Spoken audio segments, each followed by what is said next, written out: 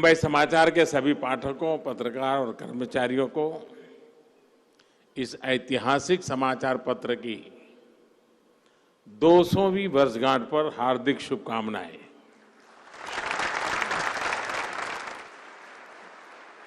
इन 2 सदियों में अनेक पीढ़ियों के जीवन को, उनके सरोकारों को मुंबई समाचार ने आवाज दी है। मुंबई समाचार ने आजादी के आंदोलन को भी आवाज दी और फिर आजाद भारत के 75 वर्षों को भी हर आयु के पाठकों तक पहुंचाया। भाषा का माध्यम जरूर गुजराती रहा, लेकिन सरोकार राष्ट्रीय था।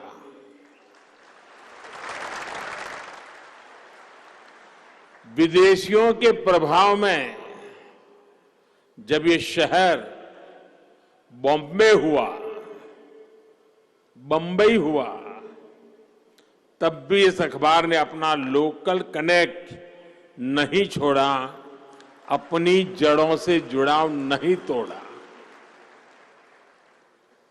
ये तब भी सामान्य मुंबई कर का अखबार था और आज भी वही है मुंबई समाचार। मुंबई समाचार के पहले संपादक मेहरजी भाई के लेख तो उस समय भी बहुत चाव से पढ़े जाते थे। इस अखबार में छपी खबरों की प्रामाणिकता संदेह से परे रही है। महात्मा गांधी और सरदार पटेल भी अक्सर मुंबई समाचार का हवाला देते थे। आज यहां जो पोस्टल स्टैंप रिलीज हुआ है, बुक कवर रिलीज हुआ है, जो डॉक्यूमेंट्री दिखाई गई है, उनके माध्यम से आपका ये अद्भुत सफर देश और दुनिया तक पहुंचने वाला है। साथियों, आज के दौर में जब हम ये सुनते हैं कि कोई न्यूज़पेपर 200 साल से चल रहा है, तो आश्चर्य होना बहुत स्वाभाविक है। आप देखिए, जब यह अखबार शुरू हुआ था तब रेडियो का आविष्कार नहीं हुआ था, टीवी का तो सवाल ही नहीं उठता है। बीते 2 वर्षों में हम सभी ने अनेक बार 100 साल पहले फैले स्पेनिश फ्लू की चर्चा की है, लेकिन अखबार उस वैश्विक महामारी से भी 100 साल पहले से शुरू हुआ था।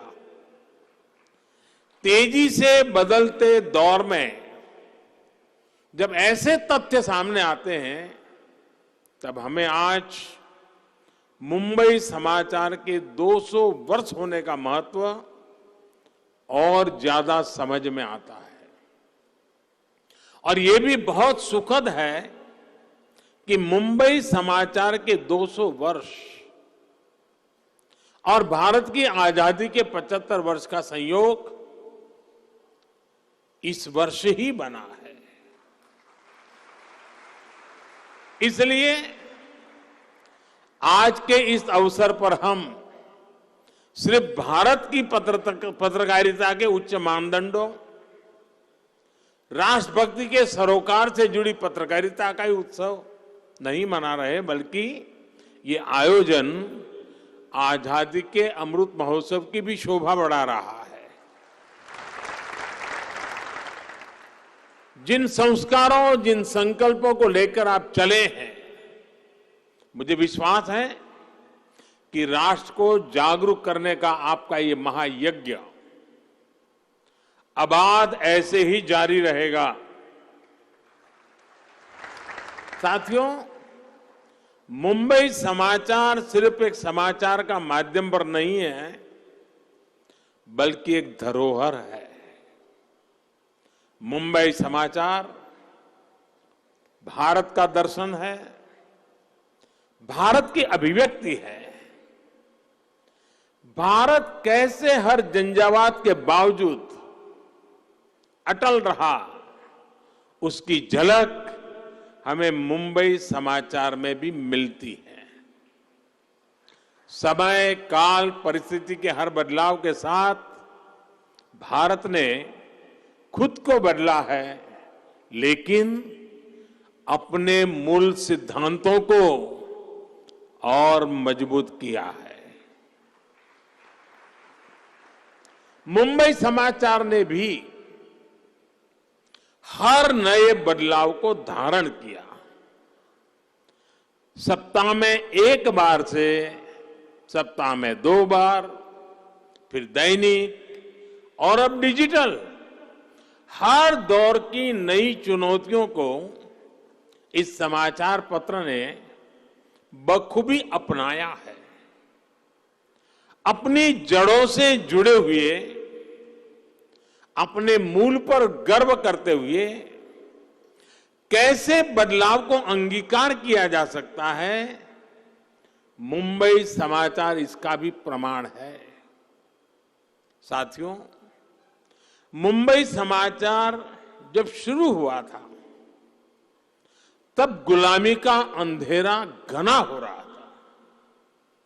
ऐसे कालखंड में गुजराती जैसी भारतीय भाषा में अखबार निकालना इतना आसान नहीं था।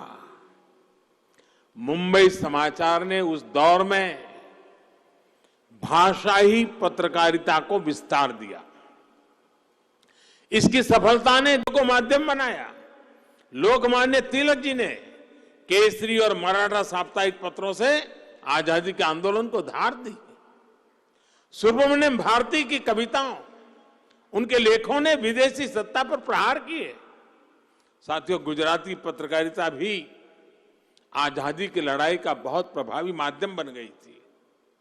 फरदून जी ने गुजराती पत्रकारिता की एक सशक्त नींव डाली।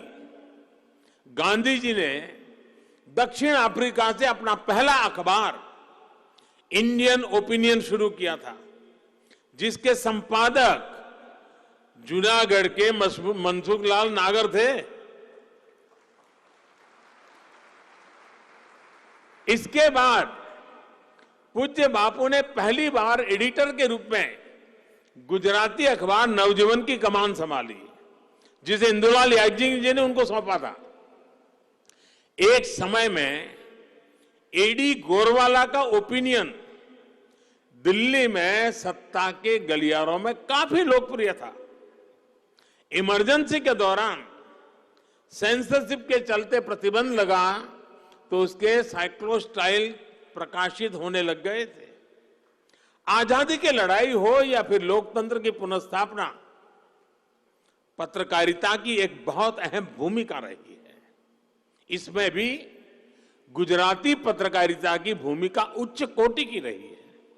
साथियों, आजादी के अमृतकाल में भी भारतीय भाषाओं की एक अहम भूमिका रहने वाली है। जिस भाषा को हम जीते हैं, जिसमें हम सोचते हैं, उसके माध्यम से हम राष्ट्र की क्रिएटिविटी को निखारना चाहते हैं।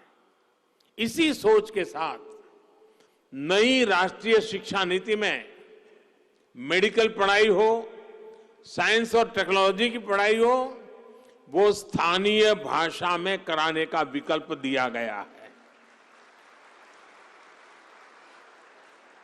હવે ગામડાનો ગરીબ માનો દીકરો કે દીકરી ગુજરાતીમાં 12મું ધોરણ ભણીને પણ ડોક્ટર બની શકશે।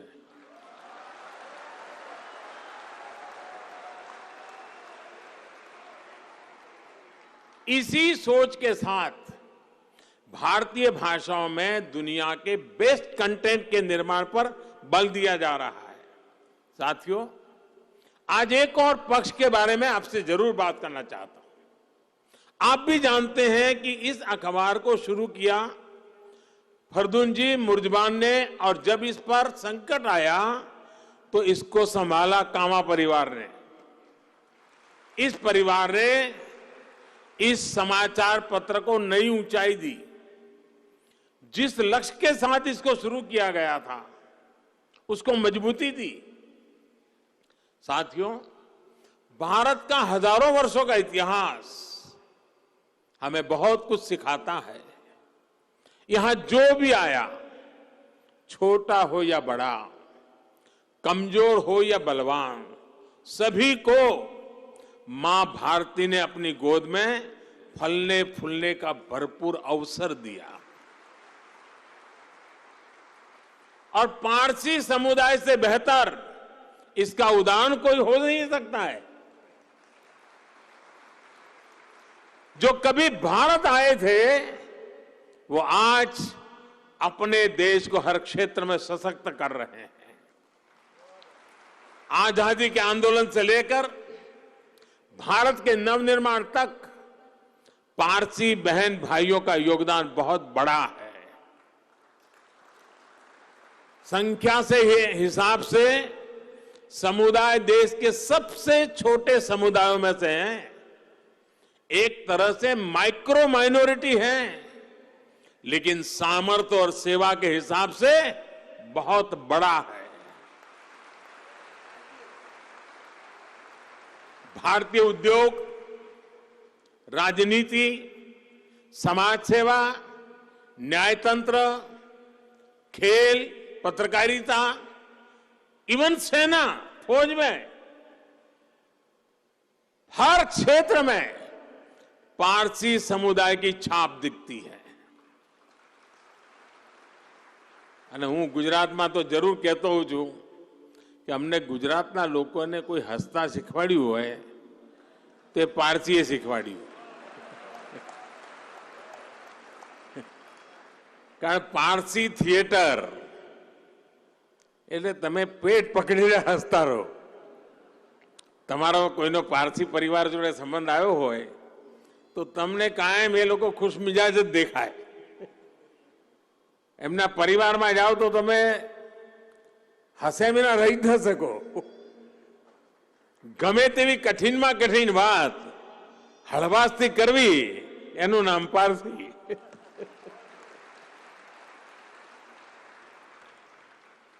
साथियों, भारत की यही परंपरा है, यही मूल्य है जो हमें श्रेष्ठ बनाते हैं। साथियों, लोकतंत्र में चाहे जनप्रतिनिधि हो, राजनीतिक दल हो, संसद हो या न्यायपालिका हो, हर घटक का अपना अपना रोल है, अपनी अपनी निश्चित भूमिका है।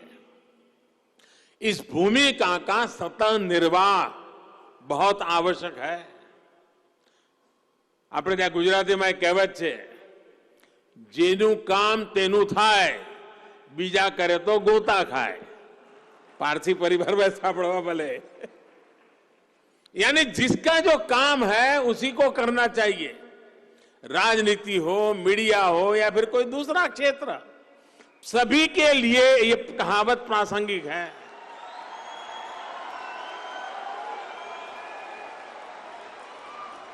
समाचार पत्रों का, मीडिया का काम समाचार पहुंचाना है, लोक शिक्षा का है। समाज और सरकार में कुछ कमियां हैं तो उनको सामने लाने का है। मीडिया का जितना अधिकार आलोचना का है, उतना ही बड़ा दायित्व सकारात्मक खबरों को सामने लाने का भी है। बीते वर्षों में मीडिया ने, एक बड़े वर्ग ने राष्ट्र हित से जुड़े, सामाजिक हित से जुड़े अभियानों को बढ़ चढ़कर अपनाया है। उसका सकारात्मक प्रभाव आज देश अनुभव कर रहा है।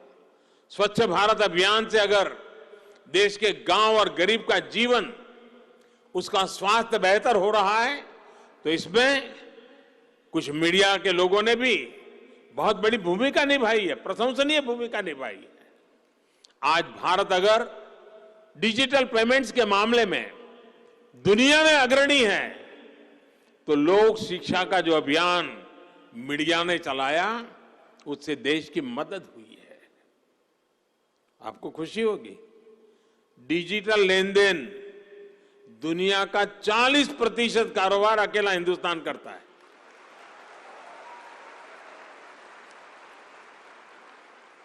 बीते 2 वर्षों में कोरोना काल के दौरान जिस प्रकार हमारे पत्रकार साथियों ने राष्ट्र हित में एक कर्मयोगी की तरह काम किया, उसको भी हमेशा याद किया जाएगा। भारत के मीडिया के सकारात्मक योगदान से भारत को 100 साल के इस सबसे बड़े संकट से निपटने में बहुत बड़ी मदद मिली। मुझे विश्वास है कि आजादी के अमृत काल में देश का मीडिया अपनी सकारात्मक भूमिका का और विस्तार करेगा। ये देश डिबेट और डिस्कशन के माध्यमों से आगे बढ़ने वाली समृद्ध परिपाटी का देश है। हजारों वर्षों से हमने स्वस्थ बहस को, स्वस्थ आलोचना को, सही तर्क को सामाजिक व्यवस्था का हिस्सा बनाया है। हमने बहुत कठिन सामाजिक विषयों पर भी खुलकर स्वस्थ चर्चा की है। यही भारत की परिपाटी रही है जिसको हमें सशक्त करना है। साथियों, आज मैं मुंबई समाचार के प्रबंधकों, पत्रकारों के विशेष रूप से उनसे आग्रह करना चाहता हूं, आपके पास 200 वर्षों का जो आर्काइव्स है, जिसमें भारत के इतिहास के अनेक टर्निंग पॉइंट दर्ज हैं, उसको देश दुनिया के सामने रखना बहुत जरूरी है। मेरा सुझाव है कि मुंबई समाचार अपने इस पत्रकारीय खजाने को अलग अलग भाषाओं में किताबों के रूप में जरूर देश के सामने लाने का प्रयास करे। आपने महात्मा गांधी के बारे में जो रिपोर्ट किया, स्वामी विवेकानंद जी के रिपोर्ट किया, भारत की अर्थव्यवस्था के उतार चढ़ाव को बारीकी से समझाया, ये सब अब रिपोर्ट मात्र नहीं है, ये वो पल है जिन्होंने भारत के भाग्य को बदलने में भूमिका निभाई है। इसलिए आने वाली पीढ़ियों को प्रेरित करने का बहुत बड़ा माध्यम, बहुत बड़ा खजाना कामा साहब आपके पास है और देश इंतजार कर रहा है। भविष्य में पत्रकारिता के लिए भी एक बड़ा सबक आपके इतिहास में छुपा है। इस और आप सभी जरूर प्रयास करें। और आज 200 वर्ष, मैंने पहले भी कहा, ये यात्रा कितने उतार चढ़ाव देखे होंगे और 200 साल तक नियमित चलना, ये भी अपने आप में एक बहुत बड़ी ताकत है।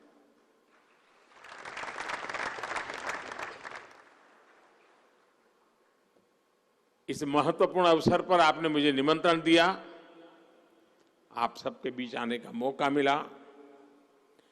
इतने बड़े विशाल समुदाय से मिलने का मौका मिला और मैं कभी एक बार यहाँ मुंबई में किसी साहित्य के कार्यक्रम में आया था, शायद हमारे सुरेश भाई दलाल ने मुझे बुलाया था। उस दिन मैंने कहा था कि मुंबई और महाराष्ट्र एक गुजराती भाषाનું મોસાળ છે।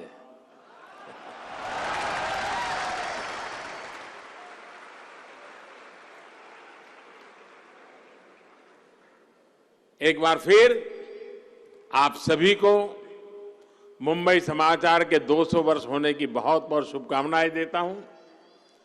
कामा परिवार को आपने राष्ट्र की बहुत बड़ी सेवा की है, पूरा परिवार आपका बधाई के पात्र है और मैं मुंबई समाचार के सभी पाठकों को भी, वाचकों को भी हृदय से बहुत बहुत बधाई देता हूं।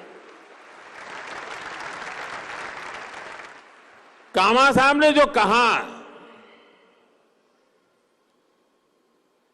वो सिर्फ शब्द नहीं थे। 200 साल तक पीढ़ी दर पीढ़ी एक घर में एक अखबार नियमित पढ़ा जाए, देखा जाए, सुना जाए, ये अपने आप में भी उस अखबार की बहुत बड़ी ताकत है जी। और उस ताकत देने वाले आप लोग हैं। और इसलिए मैं गुजरातियों की इस सामर्थ्य को मैं बधाई देना चाहूंगा।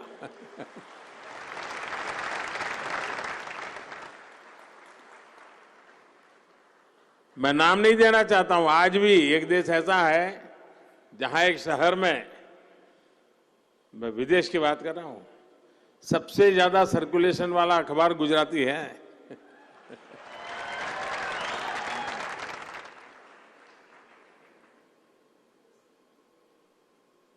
इसका मतलब हुआ कि गुजराती लोग शायद जल्दी समझ जाते हैं किस चीज में कहां ताकत है।